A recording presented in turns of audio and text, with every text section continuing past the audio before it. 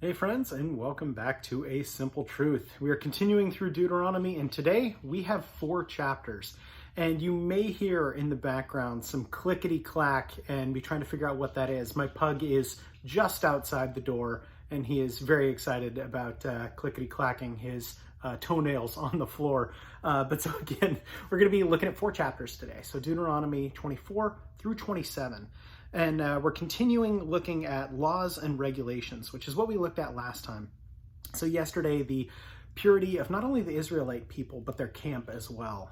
So I remember that we had touched on burying your refuse, but that was a great symbol for the purity of God's people, and there's a reason why that was done. Today we're going to continue looking at that. We are going to be looking at offerings as well. We're going to be looking at some curses for disobedience, and we'll talk a little bit more about first fruits, which we talked about a little bit as well. So Deuteronomy 24 through 27. When a man takes a wife and marries her, and it happens that she finds no favor in his eyes because he has found some uncleanliness her, and he writes her a certificate of divorce, puts it in her hand, and sends her out from his house, when she has departed from his house and goes and becomes another man's wife, if the latter husband detests her and writes her a certificate of divorce and puts it in her hand and sends her out of his house, or if the latter husband dies who took her as his wife, then the former husband who divorced her must not take her back to be his wife after she has been defiled, for that is an abomination before the Lord, and you shall not bring sin on the land which the Lord your God has given you as an inheritance. When a man has taken a new wife, he shall not go out to war or be charged with any business. He shall be free at home 1 year, and then bring happiness to his wife whom he has taken. No man shall take the pledge or an upper millstone in pledge, for he takes one's living in pledge. If a man is found kidnapping any of his brethren of the children of Israel and mistreats him or sells him, then that kidnapper shall die, and you shall put him away, the evil from among you. Take heed in an outbreak of leprosy, that you carefully observe and do according to all the priests the Levites shall teach you, just as I commanded them, so you shall be careful to do. Remember what the Lord your God did to Miriam on the way when you came out from Egypt. When you lend your brother anything, you shall not go into his house to get his pledge. You shall stand outside, and the man to whom you lend shall bring the pledge out to you. And if the man is poor, you shall not keep his pledge overnight. You shall in any case return the pledge to him again when the sun goes down, that he may sleep in his own garment and bless you. And it shall be righteousness to you before the Lord your God. You shall not oppress a hired servant who is poor and needy, whether one of your brethren or one of your aliens who is in your land within your gates. Each day you shall give him his wages, and not let the sun go down on it, for he is poor, and he has set his heart on it, lest he cry out against you to the Lord, and it be sin to you. Fathers shall not be put to death for their children, nor shall children be put to death for their fathers. A person shall be put to death for his own sin. You shall not pervert justice, do the stranger or the fatherless, nor take a widow's garment as a pledge. But you shall remember that you were a slave in Egypt, and the Lord your God redeemed you from there. Therefore I command you to do this thing. When you reap your harvest in your field, do not forget a sheaf in the field.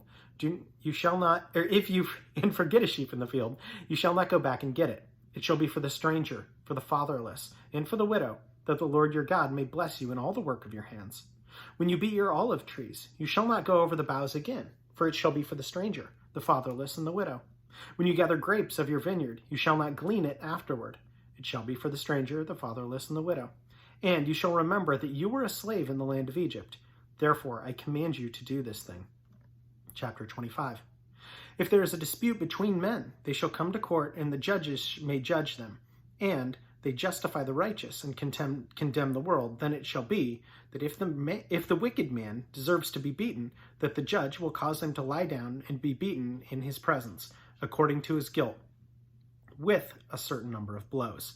40 blows he may give him, and no more, lest he should exceed this and beat him with many blows above these, and your brother be humiliated in your sight. You shall not muzzle an ox while it treads out the grain.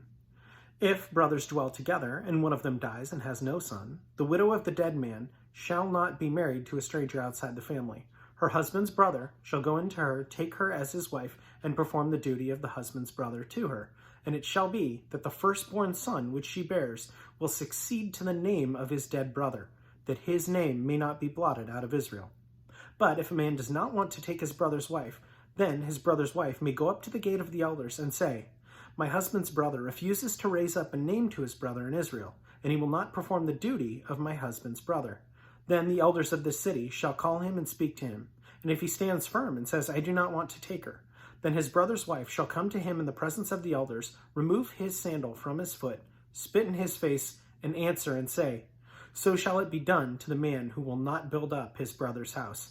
And his name shall be called in Israel, the house of him who had the sandal removed. If two men fight together, and the wife draws near to rescuing her husband from the hand of one attacking him, and puts out her hand and seizes him by the genitals, then you shall cut off her hand. Your eye shall not pity her. You shall not have in your bag differing weights, a heavy and a light.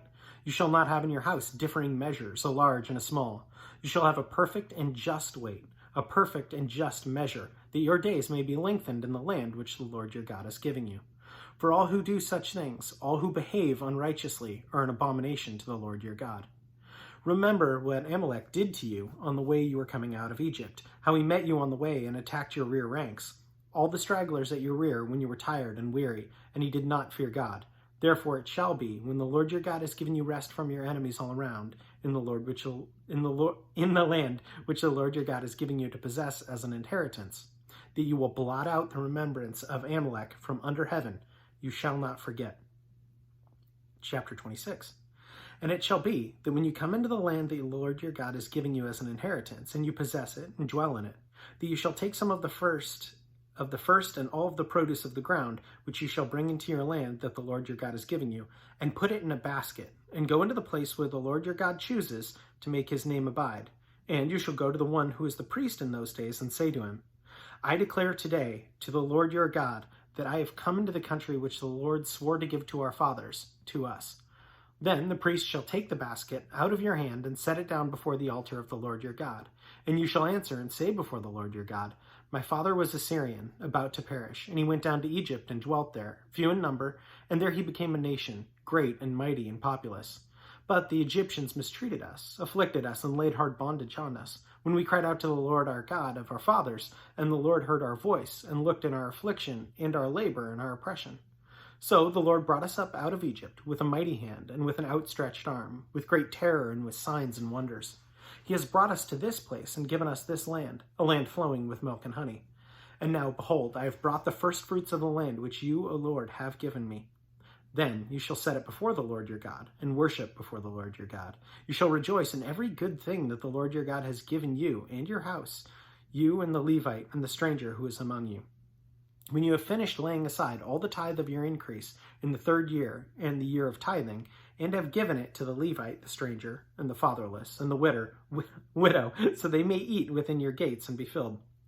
Then you shall say before the Lord your God, I have removed the holy tithe from my house, and also have given them to the Levite, to the stranger, the fatherless, and the widow, according to all your commandments, which you have commanded me.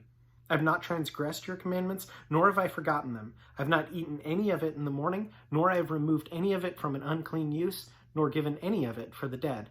I have obeyed the voice of the Lord my God, and have done according to all that you have commanded me.